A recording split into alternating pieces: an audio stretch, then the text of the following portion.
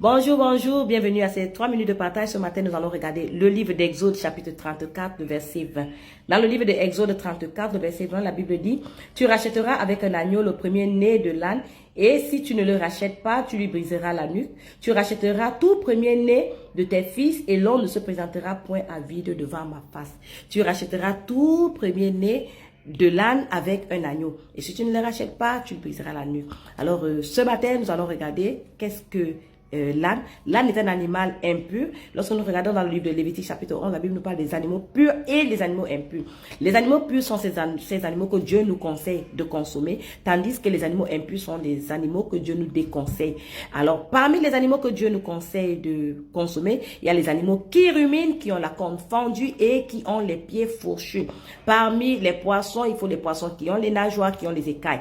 Parmi les oiseaux, il y a les oiseaux qui naissent 2 fois. Ça veut dire que l'oiseau pond l'œuf et puis l'œuf maintenant va éclore et va donner, n'est-ce pas, un nouveau-né. Alors, ces animaux, ce sont les animaux qui doivent être consommés. Et si un animal n'est pas parmi les animaux qui tombent dans ces caractéristiques-là, cet animal est considéré comme un animal impur et ne doit pas être consommé. Alors, nous, aujourd'hui, nous sommes des premiers consommateurs des animaux impurs. Pourquoi? Parce que, je crois que c'est parce que nous sommes ignorants. Dans le livre de Osée, chapitre 4, verset 6, il nous dit que mon peuple périt parce qu'il lui manque la connaissance. Alors, si nous consommons les animaux impurs, c'est parce que nous sommes véritablement ignorants. Et pour qu'un animal impur soit racheté, il a besoin d'être racheté, comme la Bible le dit, avec un agneau. Ça veut dire qu'on va sacrifier l'agneau pour racheter, n'est-ce pas, l'animal impur, à l'exemple de l'âne.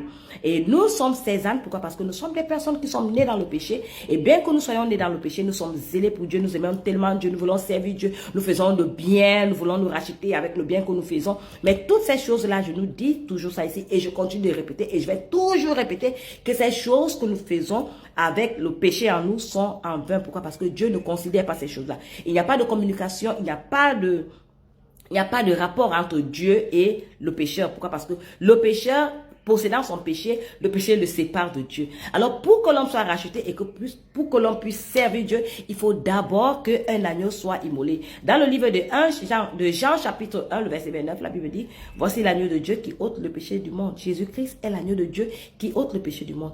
Nous avons été rachetés par cet agneau qui est Jésus-Christ. Et c'est parce que nous avons été rachetés par Jésus-Christ qui est cet agneau que nous sommes aujourd'hui acceptés, n'est-ce pas, de Dieu, que nous sommes acceptables et que nos services aussi peuvent être acceptés par Dieu. Pourquoi? Parce que le péché a été enlevé par Jésus-Christ.